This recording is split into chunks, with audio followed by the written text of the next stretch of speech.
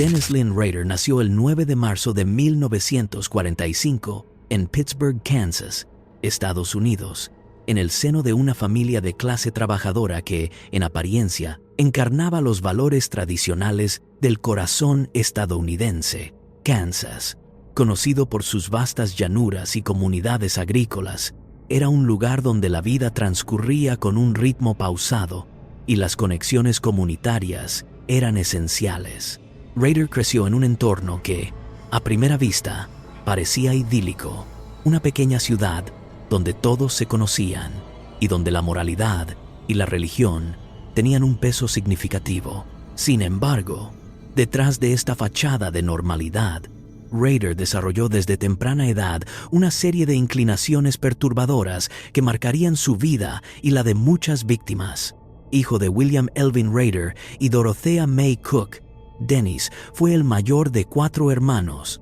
Su infancia, según relatos, no estuvo marcada por abusos extremos o privaciones evidentes, pero había indicios de comportamientos inusuales que pasaron desapercibidos o fueron minimizados por su entorno.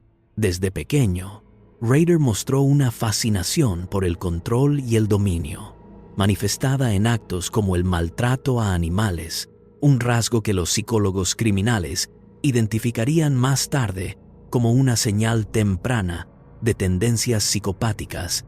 Ataba cuerdas a pequeños animales, experimentando con el poder de restringir y causar dolor. Un comportamiento que, aunque no fue plenamente comprendido en su momento, sería un presagio de su futuro. El entorno de Kansas en los años 40 y 50, donde Rader creció, estaba impregnado de una cultura conservadora con un fuerte énfasis en la religión y los valores familiares. La familia Rader asistía regularmente a la iglesia, y Dennis fue criado bajo principios luteranos que, irónicamente, contrastarían con sus acciones posteriores. Aunque no era un estudiante excepcional, Rader mostró cierta inteligencia y capacidad para adaptarse socialmente, lo que le permitió integrarse sin levantar sospechas. Su adolescencia transcurrió sin incidentes significativos que alertaran a quienes lo rodeaban, pero en su mente comenzaban a formarse fantasías oscuras que involucraban dominación, control y violencia. Tras graduarse de la escuela secundaria, Rader asistió brevemente a la universidad, pero no destacó académicamente. En 1966, se unió a la Fuerza Aérea de los Estados Unidos, donde sirvió durante 4 años. Esta experiencia militar le proporcionó disciplina y una comprensión de la autoridad, pero también alimentó su obsesión por el control. Al regresar a Kansas, su vida parecía encaminarse hacia la normalidad. Encontró empleo, se casó y formó una familia. Sin embargo, su nacimiento en una comunidad aparentemente tranquila y su crianza en un entorno estructurado no impidieron que desarrollara una doble vida, una que lo llevaría a convertirse en uno de los asesinos en serie más notorios de la historia estadounidense. La ciudad de Pittsburgh, aunque pequeña, tuvo un impacto significativo en la formación de Rader.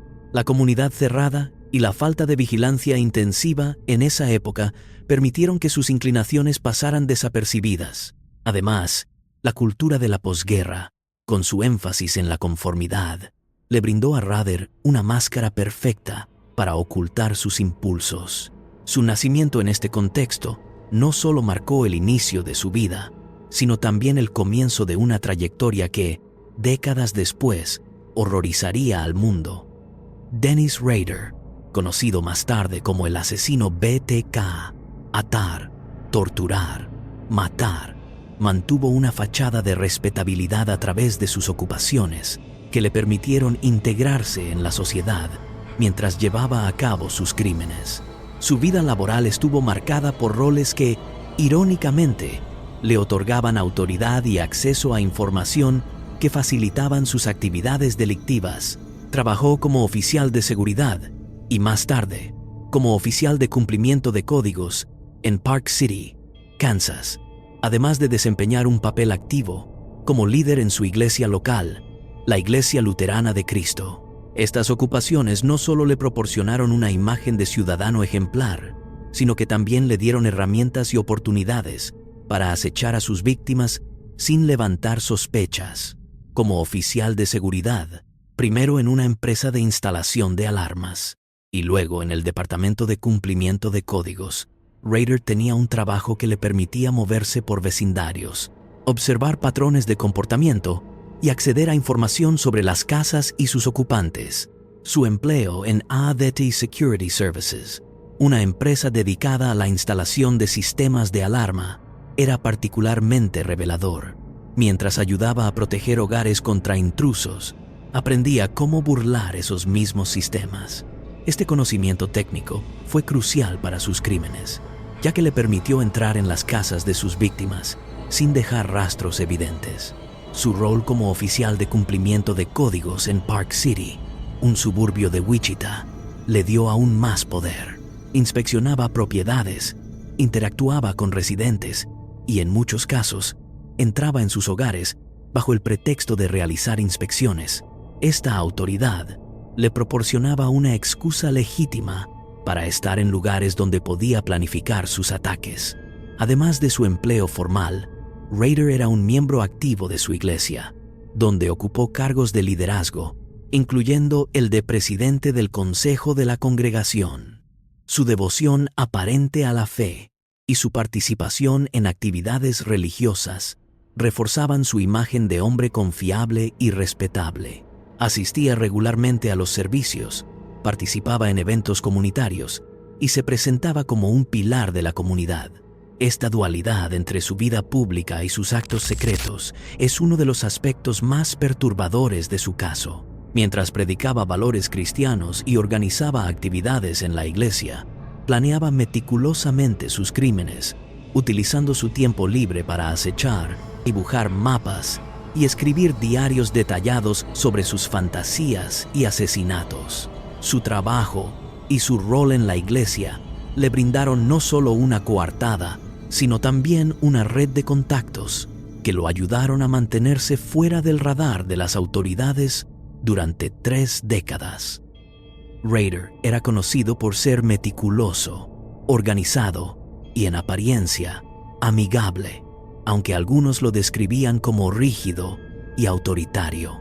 Estas características le permitieron manipular su entorno y mantener su doble vida.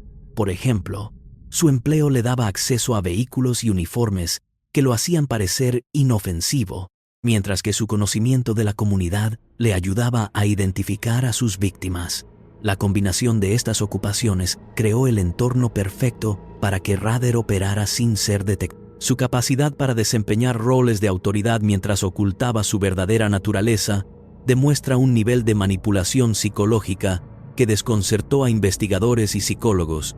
Incluso después de su arresto en 2005, muchos de sus colegas y vecinos se negaron a creer que el hombre que conocían como un trabajador dedicado y un devoto cristiano fuera capaz de tales atrocidades. Su vida laboral, en esencia, fue una máscara cuidadosamente construida que le permitió llevar a cabo una de las series de crímenes más infames de la historia reciente.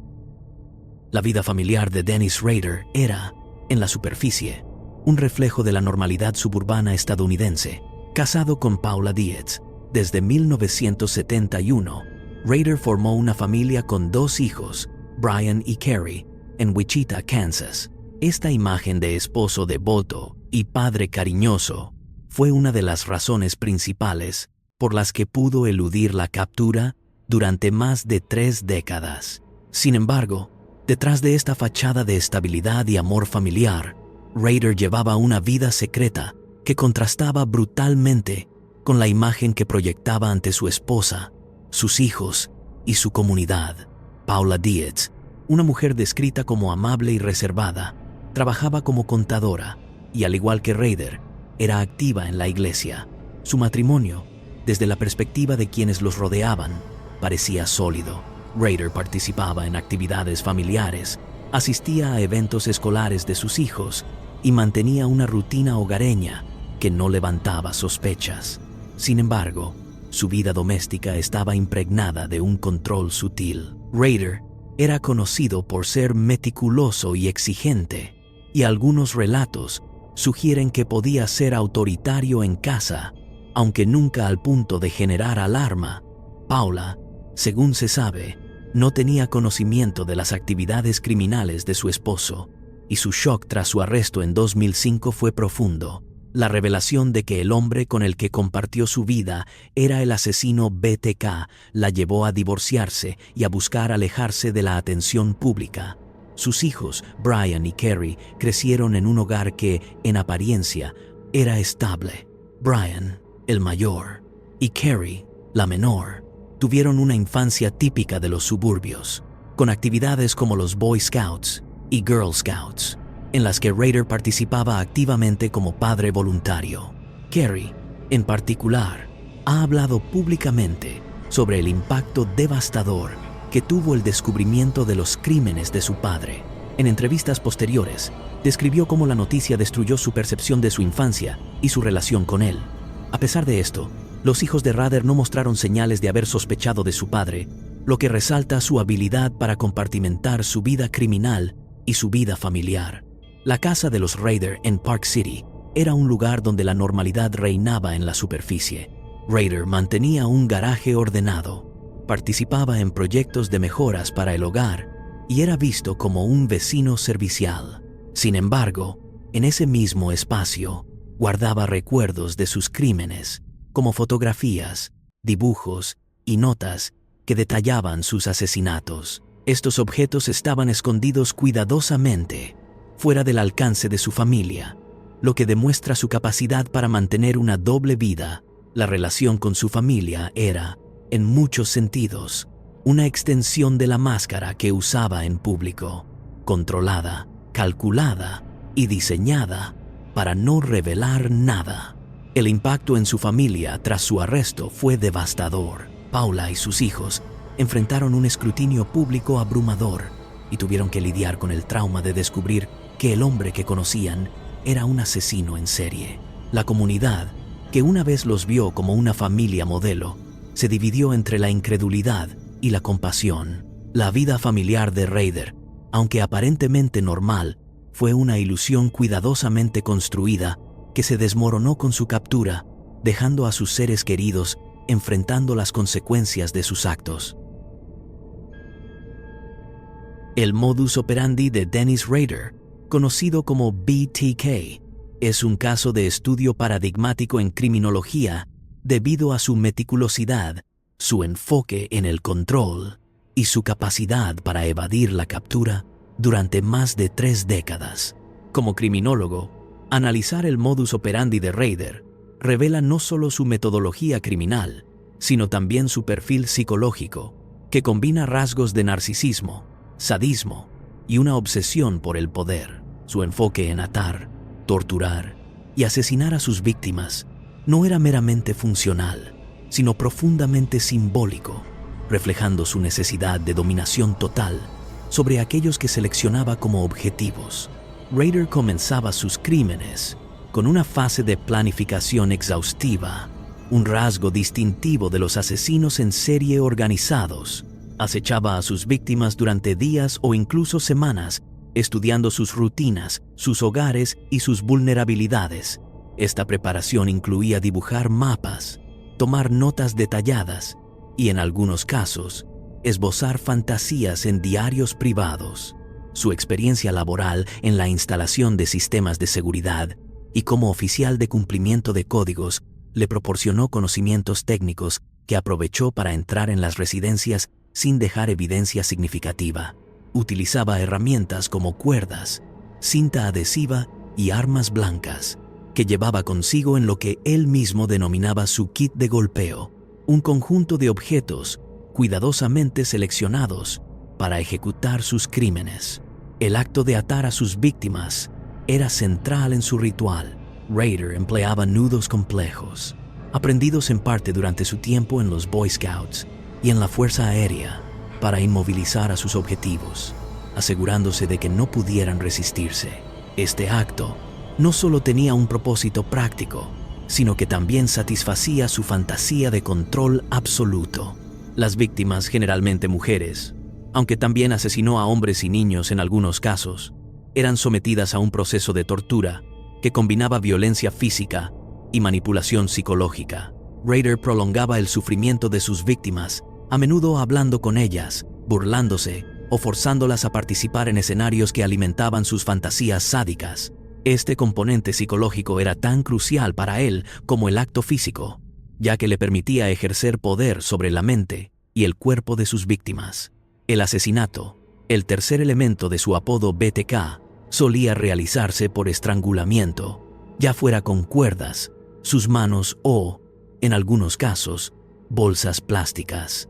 Este método reflejaba su deseo de prolongar el control hasta el último momento de la vida de la víctima. Rader no solo mataba, sino que se deleitaba en el proceso, tomando trofeos como ropa interior, joyas o documentos personales que guardaba como recuerdos de sus crímenes.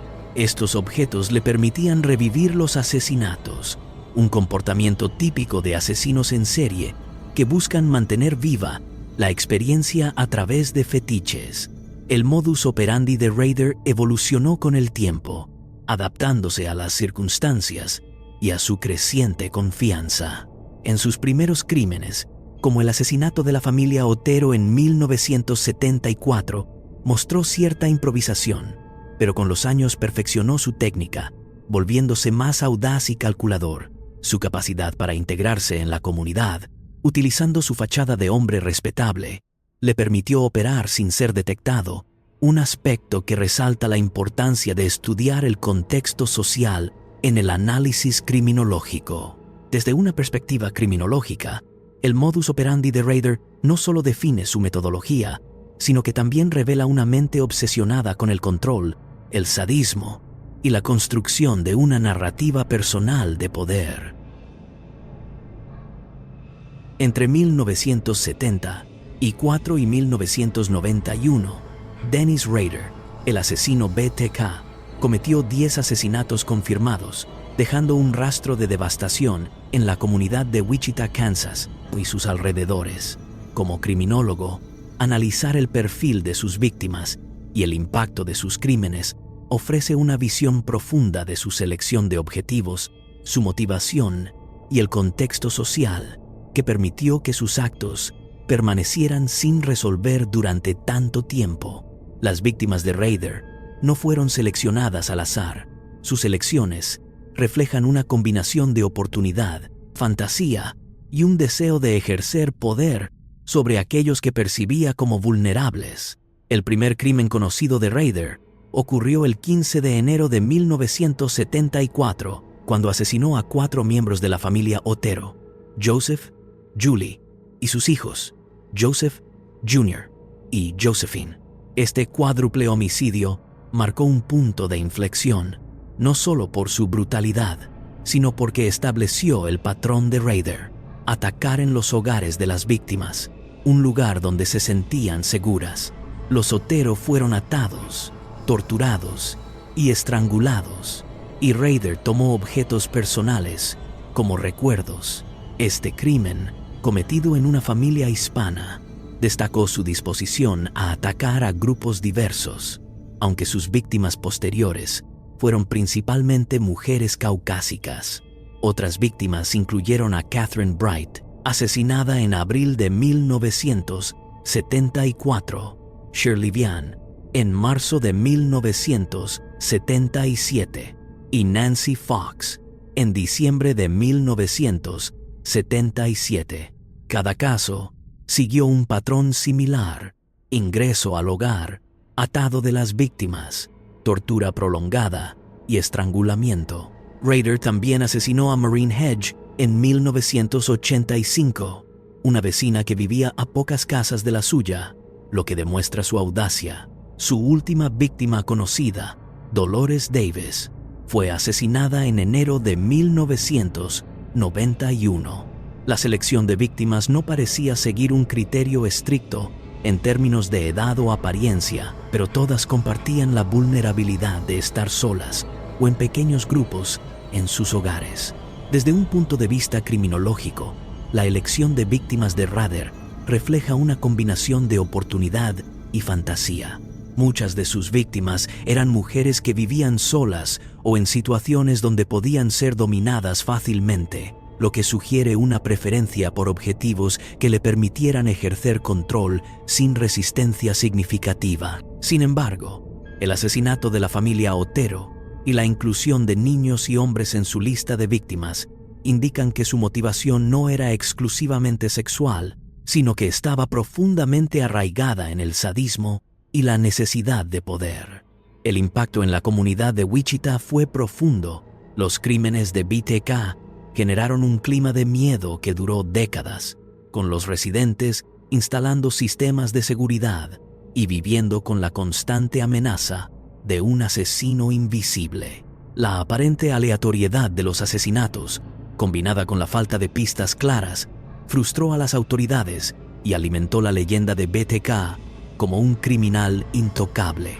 Desde una perspectiva criminológica, el caso destaca la importancia de entender el impacto psicológico de los asesinos en serie en las comunidades, así como la necesidad de mejorar las técnicas de investigación para identificar patrones en crímenes aparentemente inconexos. Las 10 víctimas confirmadas de Rader son un recordatorio de la devastación que un solo individuo puede causar cuando su patología permanece oculta. Uno de los aspectos más distintivos del caso de Dennis Rader, desde una perspectiva criminológica, fue su compulsión por comunicarse con la policía, los medios de comunicación y el público a través de notas, cartas y poemas macabros. Estas comunicaciones, firmadas como BTK, no solo revelan su narcisismo y su deseo de atención, sino que también proporcionaron a los investigadores una ventana hacia su mente, aunque paradójicamente también lo ayudaron a evadir la captura durante años. Como criminólogo, analizar estas cartas es fundamental para comprender la psicología de Rader y su necesidad de construir una narrativa pública en torno a sus crímenes. La primera carta conocida de BTK fue enviada en octubre de 1974, pocos meses después del asesinato de la familia Otero. Depositada en un libro en la Biblioteca Pública de Wichita, la carta reclamaba la autoría de los asesinatos y proporcionaba detalles que solo el asesino podía conocer. Este acto marcó el comienzo de una serie de comunicaciones que se prolongarían durante 3 décadas. Rader enviaba cartas a estaciones de televisión, periódicos y directamente a la policía, a menudo incluyendo poemas, dibujos y descripciones gráficas de sus crímenes. Uno de sus poemas más conocidos, basado en la canción infantil Oh Death, fue enviado tras el asesinato de Nancy Fox en 1977, demostrando su gusto por el dramatismo y su deseo de burlarse de las autoridades. Estas comunicaciones no eran meramente informativas, eran un componente esencial de su fantasía. Rader disfrutaba de la atención mediática y del miedo que generaba en la comunidad. Sus cartas estaban llenas de errores ortográficos y gramaticales intencionales, posiblemente para despistar a los investigadores, aunque también reflejaban su arrogancia al creer que podía manipular la percepción pública. En algunos casos, incluía trofeos de sus víctimas, como licencias de conducir o fotografías, lo que aumentaba el horror y la sensación de impotencia entre las autoridades. Su correspondencia también contenía referencias a otros asesinos en serie, como Ted Bundy y el hijo de Sam, lo que sugiere que Rader se veía a sí mismo como parte de una élite criminal. Las cartas de Rader son un ejemplo clásico del comportamiento de un asesino en serie que busca validación externa. Su necesidad de comunicarse con la policía y los medios indica un trastorno narcisista, donde el reconocimiento público de sus crímenes era tan importante como los actos mismos. Sin embargo, estas comunicaciones también fueron su perdición. En 2004, tras un periodo de silencio, Rader reanudó el envío de cartas, incluyendo un disquete que contenía metadatos que finalmente lo vincularon a su iglesia y condujeron a su arresto en 2005. Este error tecnológico subraya cómo los avances en la investigación forense y el análisis de evidencia digital han transformado la criminología moderna. Las notas y cartas de BTK no solo alimentaron su ego, sino que también prolongaron el terror en Wichita, convirtiendo a Rader en una figura casi mítica.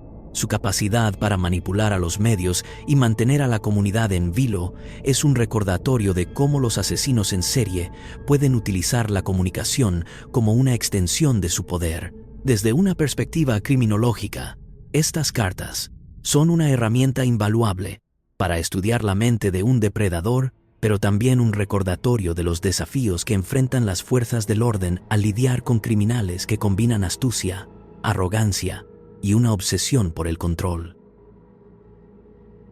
La captura de Dennis Rader, conocido como el asesino BTK, en el año 2005, marcó el fin de una de las investigaciones criminales más largas y complejas en la historia de Estados Unidos. Desde la perspectiva de un criminólogo, este caso es un estudio fascinante sobre cómo los avances tecnológicos, combinados con la psicología criminal y los errores de un delincuente narcisista, convergieron para cerrar un capítulo que había aterrorizado a la comunidad de Wichita, Kansas, durante más de 3 décadas. La captura de Rader no fue el resultado de un solo evento, sino de una serie de pasos estratégicos por parte de las autoridades y un error crítico del propio asesino, cuya arrogancia lo llevó a subestimar los métodos modernos de investigación forense.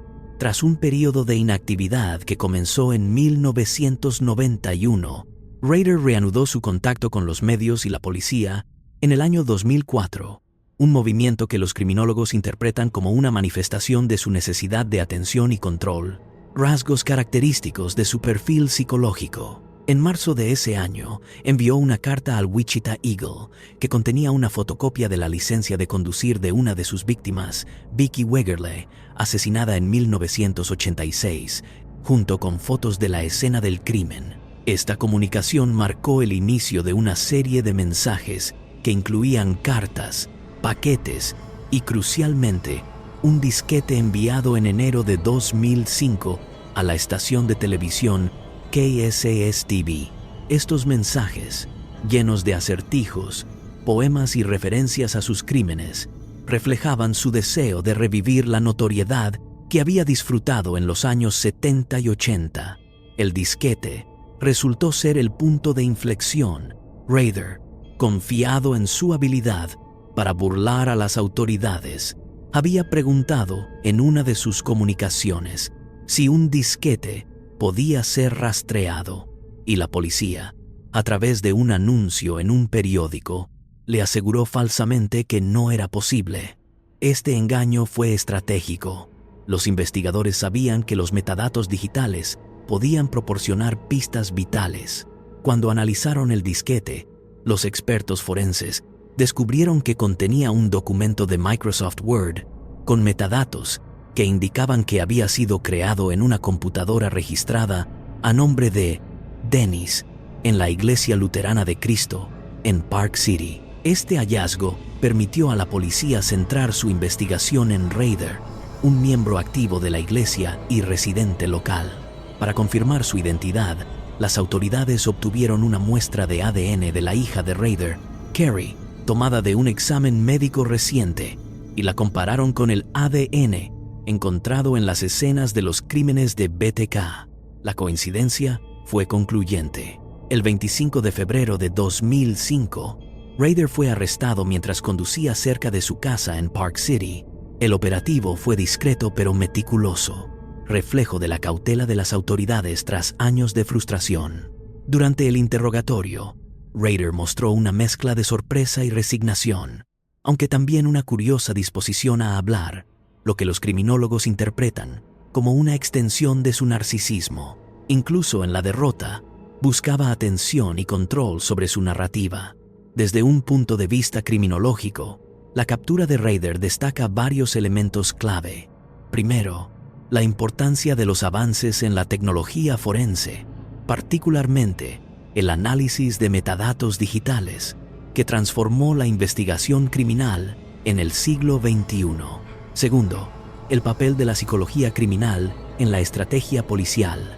Al alimentar el ego de Rader con respuestas a sus comunicaciones, las autoridades lo atrajeron hacia un error fatal. Finalmente, el caso subraya cómo los asesinos en serie, a pesar de su astucia, a menudo son traicionados por su propia necesidad de reconocimiento. La captura de Rader no solo cerró un caso de décadas, sino que también sirvió como un recordatorio de la evolución de las técnicas investigativas y la importancia de la paciencia y la colaboración interdisciplinaria en la criminología moderna. El juicio y la sentencia de Dennis Rader, conocido como BTK, representan un capítulo culminante en uno de los casos de asesinos en serie más notorios de la historia estadounidense. Desde la perspectiva de un criminólogo, el proceso judicial de Rader es un estudio revelador sobre la confesión, la psicología criminal y el impacto de un caso de alto perfil en la justicia penal y la sociedad. Arrestado el 25 de febrero de 2005, Rader confesó detalladamente sus crímenes, proporcionando a las autoridades y al público una visión escalofriante de su mente. Su condena a 10 cadenas perpetuas consecutivas sin posibilidad de libertad condicional, dictada en agosto de 2005, aseguró que nunca volvería a ser una amenaza, al tiempo que generó debates sobre la justicia, el castigo y la rehabilitación en casos de crímenes extremos. El proceso judicial comenzó con la confesión de Rader, que tuvo lugar poco después de su arresto. Durante un interrogatorio de más de 30 horas, Rader relató con una calma perturbadora los detalles de sus 10 asesinatos, describiendo cada crimen con precisión y sin muestras evidentes de remordimiento. Esta confesión, que los criminólogos consideran una mezcla de narcisismo y deseo de mantener el control sobre su narrativa, fue un componente central del caso. Rader no solo admitió su culpabilidad, sino que también parecía disfrutar reviviendo los detalles de sus crímenes, lo que proporcionó a los investigadores una comprensión más profunda de su modus operandi y motivaciones. En la audiencia preliminar del 17 de junio de 2005, Rader se declaró culpable de los 10 cargos de asesinato en primer grado, una decisión que evitó un juicio prolongado, pero aseguró que el público escuchara su relato en detalle. El juicio, aunque abreviado por la confesión, incluyó una fase de sentencia que captó la atención nacional. Durante las audiencias del 18 y 19 de agosto de 2005, las familias de las víctimas tuvieron la oportunidad de dar declaraciones de impacto, un momento emocionalmente cargado que resaltó el dolor y la devastación causados por Rader. Los fiscales presentaron evidencia detallada, incluyendo fotografías, trofeos de las víctimas y extractos de las cartas de BTK, para demostrar la magnitud de sus crímenes. Rader, por su parte, ofreció una declaración final que los criminólogos han analizado como un intento de justificar sus acciones, mezclando referencias a sus fantasías, disculpas superficiales y comparaciones con otros asesinos en serie. Su discurso, desprovisto de empatía genuina, reforzó la percepción de un individuo con un trastorno de personalidad narcisista y antisocial. El juez Gregory Waller sentenció a Rader a 10 cadenas perpetuas consecutivas, una por cada víctima, con un mínimo de 175 años antes de ser elegible para libertad condicional, una condena efectivamente equivalente a prisión de por vida. Kansas no tenía la pena de muerte para crímenes cometidos antes de 1994, lo que limitó las opciones de castigo. Desde una perspectiva criminológica, esta sentencia plantea preguntas sobre el propósito del castigo en casos de asesinos en serie. Mientras que la reclusión garantiza la seguridad pública, la ausencia de posibilidad de rehabilitación refleja el reconocimiento de que individuos como Rader representan un peligro permanente. El impacto del juicio trascendió el ámbito legal. La confesión de Rader y los detalles revelados durante las audiencias conmocionaron a la comunidad de Wichita, que había vivido bajo el miedo de BTK durante décadas. El caso también generó reflexiones sobre la capacidad de los asesinos en serie para integrarse en la sociedad, desafiando las nociones tradicionales de cómo se percibe a un criminal. Desde un punto de vista criminológico, el juicio de Rader subraya la importancia de las confesiones en la resolución de casos complejos, pero también destaca los desafíos éticos de manejar la atención mediática y el dolor de las víctimas en procesos de alto perfil. La sentencia, aunque justa, no pudo reparar el daño causado, pero sirvió como un recordatorio de la resiliencia de las comunidades y la importancia de un sistema judicial que equilibre el castigo con la transparencia. Dennis Rader representa un arquetipo paradigmático de asesino en serie organizado, cuya meticulosidad, capacidad de manipulación y habilidad para mantener una doble vida lo convierten en un caso de estudio fundamental en criminología. La dualidad de Rader ciudadano modelo por un lado, asesino sádico por otro, no solo desafía las percepciones tradicionales sobre el perfil de un criminal, sino que también ilustra cómo los rasgos psicopáticos pueden coexistir con una fachada de normalidad, permitiendo a un individuo operar impunemente durante décadas. Su caso ha influido profundamente en el estudio de la psicología criminal, la investigación policial y la comprensión del impacto de los asesinos en serie en la sociedad. La meticulosidad de Rader se manifestaba en cada aspecto de sus crímenes. Desde los años 70 hasta los 90, planeaba sus asesinatos con una precisión casi obsesiva, dedicando semanas o incluso meses a observar a sus víctimas, estudiar sus rutinas y mapear sus hogares. Sus diarios, descubiertos tras su arresto en 2005, revelaban un nivel de detalle que incluía dibujos de las casas de las víctimas, horarios de sus movimientos y descripciones de sus fantasías sádicas. Esta preparación no solo le permitió ejecutar sus crímenes con eficacia, sino que también minimizó las pruebas forenses, frustrando a las autoridades durante más de 3 décadas. Como criminólogo, esta meticulosidad resalta la importancia de entender el comportamiento organizado en los asesinos en serie, quienes combinan inteligencia práctica con una planificación estratégica para evadir la captura. La capacidad manipuladora de Rader era igualmente notable.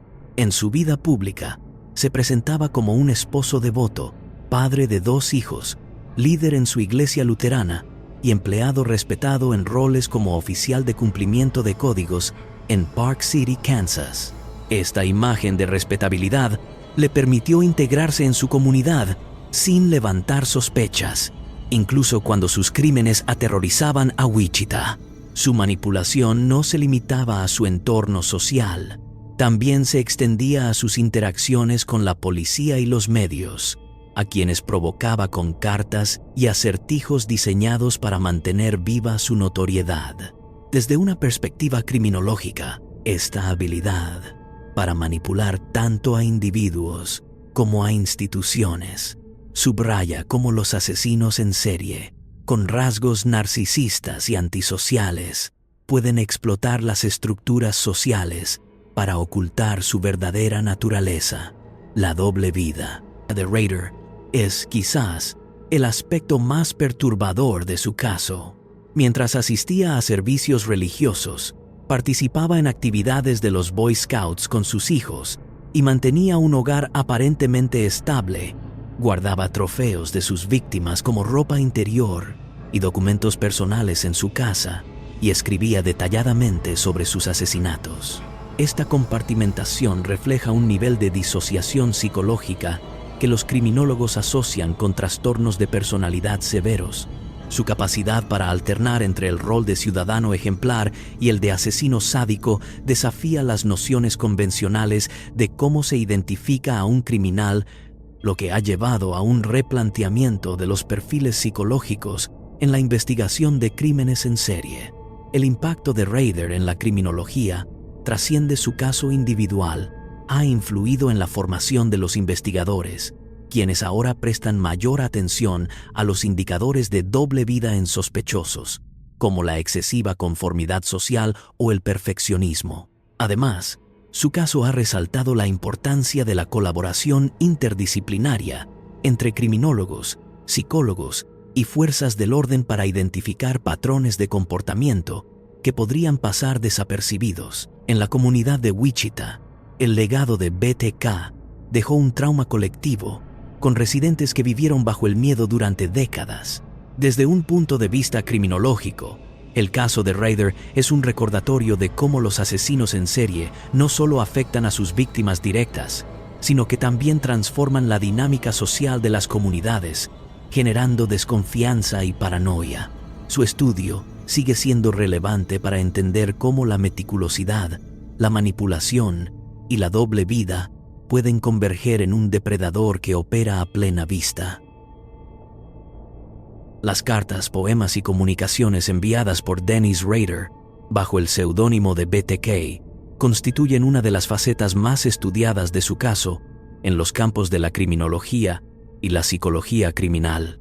Desde la perspectiva de un criminólogo, estas comunicaciones no solo sirvieron como una herramienta para provocar a las autoridades y mantener el control sobre su narrativa, sino que también ofrecen una ventana única hacia la mente de un asesino en serie narcisista y sádico. Las cartas de Rader, enviadas entre los años 70 y el comienzo del siglo XXI, han sido analizadas exhaustivamente para comprender sus motivaciones, su perfil psicológico y el impacto de su comportamiento en las estrategias de investigación policial. Este análisis ha contribuido significativamente al desarrollo de técnicas forenses y al entendimiento de la interacción entre los asesinos en serie y las fuerzas del orden. La primera comunicación conocida de Rader fue una carta depositada en octubre de 1974 en la Biblioteca Pública de Wichita, donde reclamaba la autoría del cuádruple asesinato de la familia Otero. Este mensaje, lleno de detalles gráficos y errores ortográficos intencionales, estableció un patrón que continuaría durante décadas.